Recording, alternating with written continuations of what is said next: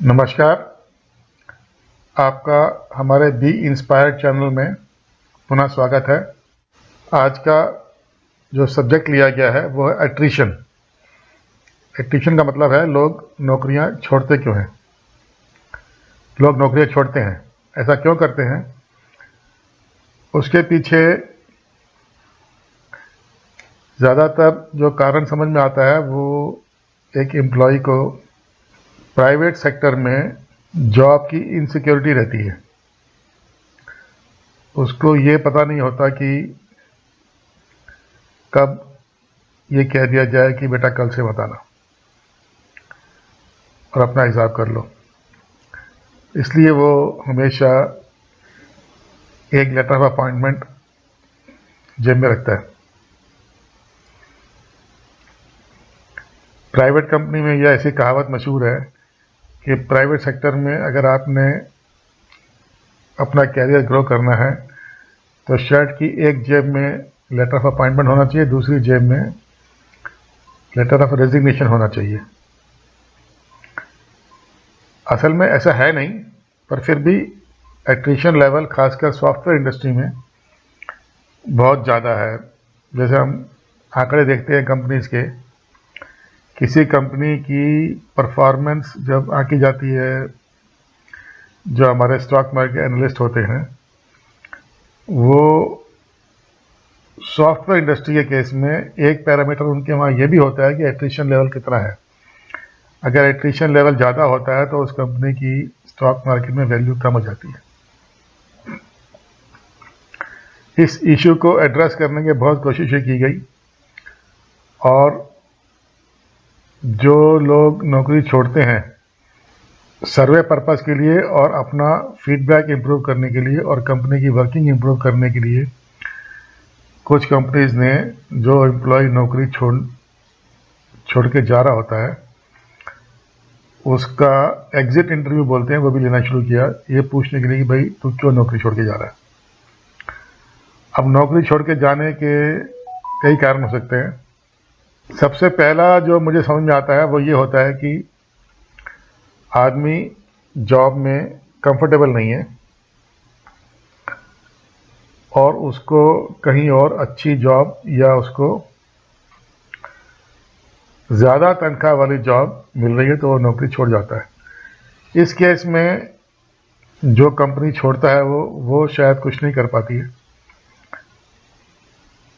और जब अब कई कंपनी ऐसी हैं जो कि सैलरी कम देती हैं और वहाँ के लोग जो हैं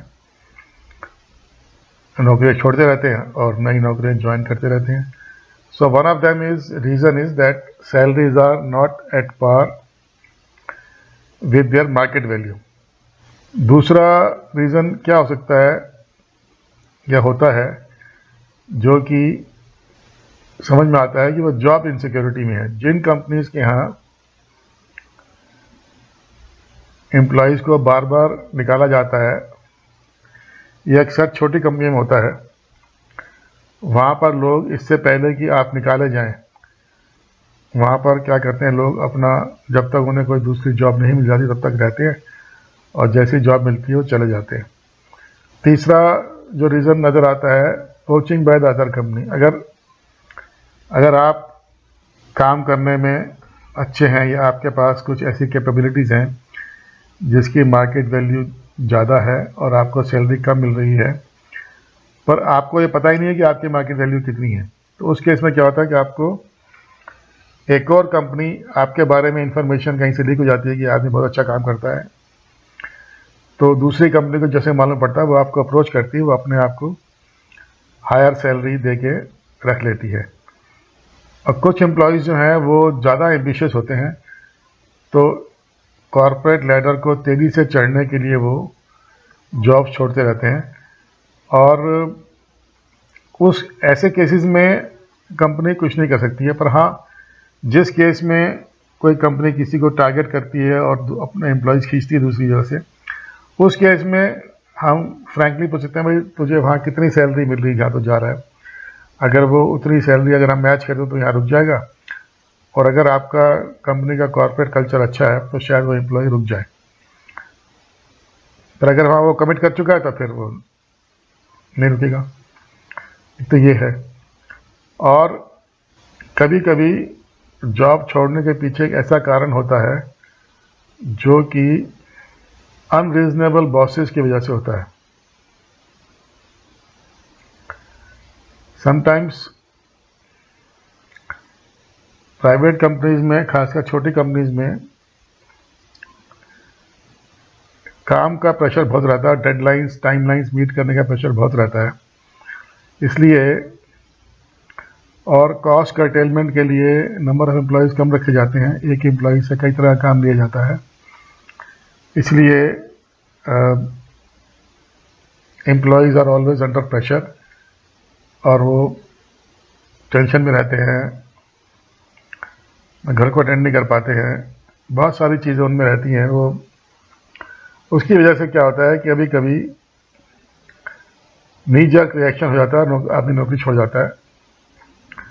इसका मैं एग्जांपल देता हूँ कि जैसे आपने अपने बॉस को फ़ोन किया कि सर आज मैं नहीं आ पाऊँगा, मेरी मतलब मुझे हॉस्पिटल जाना है, और उसको बॉस ने सहानुभूति दिखाने की बजाय उस तरह से डांट दिया कि ये कह रहे थे पता नहीं कंपनी में कितना काम है, ये डेडलाइन मीट करनी है, ये काम मीट करना है, ये करना है, वो करना है, दुनिया की बातें सुना दी उसको, और ये नहीं पूछा कि तेरी मदर की क्या हाल है, और जो है उसको डांट दिया, जल्दी से ऑफिस मदर को हॉस्पिटल छोड़ के, जैसे कि मदर उसकी कूड़ा कचरा हॉस्पिटल ड्रॉप करके आना है। उस केस में जनरली देखा गया है कि एम्प्लॉय जो है वो वहीं नौकरी छोड़ देता है, फिर ऐसे बॉस के साथ मुझे काम नहीं करना।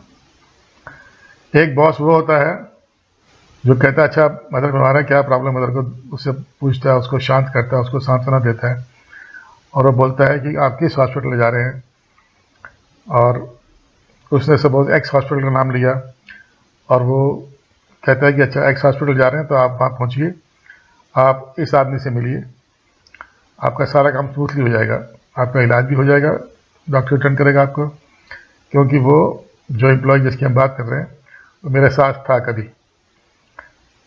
तो ऐसे बॉसेस के साथ में लोग लोअर सैलरी पे भी काम कर लेते हैं, और ये संवेदनशीलता अक्सर दिखाई जाती है, और ये पार्ट ऑफ ट्रेनिंग भी है कि you should be empathetic towards your employees. पर जहाँ तक सैलरी का सवाल आता है कि सैलरी दूसरी कंपनी में काफ़ी ज़्यादा मिल रही है, उस केस में फिर ये सब चीज़ें काम नहीं आती हैं। पर फिर भी ऐसे बॉसेस जो हैं जो आपके लिए संवेदनशील हैं, उनके साथ बना के रखनी चाहिए, और आप नौकरी इस तरह से छोड़ें कि कल को अगर कभी वो बॉस आपको मिल जाए तो आप उससे नमस्ते करने की पोजीशन में हो। You should never burn the bridges. जो लोग ब्रिजेस बर्न करते, जो लोग इस तरह से नौकरी छोड़ते हैं या इतनी बुरी तरह से लड़ाई करके नौकरी छोड़ते हैं, फिर वो उस कंपनी में या दूसरी किसी कंपनी में नौकरी नहीं पा पाते, क्योंकि उनके यहाँ उस इंडस्ट्री में, जैसे अगर आप सॉफ्टवेयर इंडस्ट्री में या आप इलेक्ट्रॉनिक्स इंडस्ट्री में या आप कम्युनिकेशन इंडस्ट्री में हैं, उस इंडस्ट्री में आपके खिलाफ एक हॉस्टाइल एनवायरनमेंट बनना शुरू हो जाता है, और जब भी कभी आपके बारे में बात आती है, खासकर सीनियर लेवल पे, लोग आपकी बुराई करते हैं और फिर आपको लोग लाइक नहीं करते हैं। हाँ, अगर आपने लड़ाई करके नौकरी छोड़ी, सपोज आप लड़ाई करके नौकरी छोड़ के गए, और आपको, आप जिस कंपनी में गए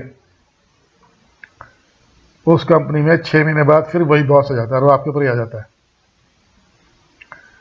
वो मिस्टर वाई जिससे आपने झगड़ा करके नौकरी छोड़ी, वो आपकी जगह आपके पास उसी कंपनी फिर से आ जाता है।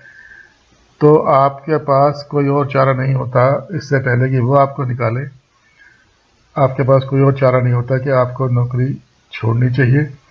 और अगर आप जब डिस्ट्रेस में नौकरी छोड़ते हैं, maybe you have to go for a lower salary.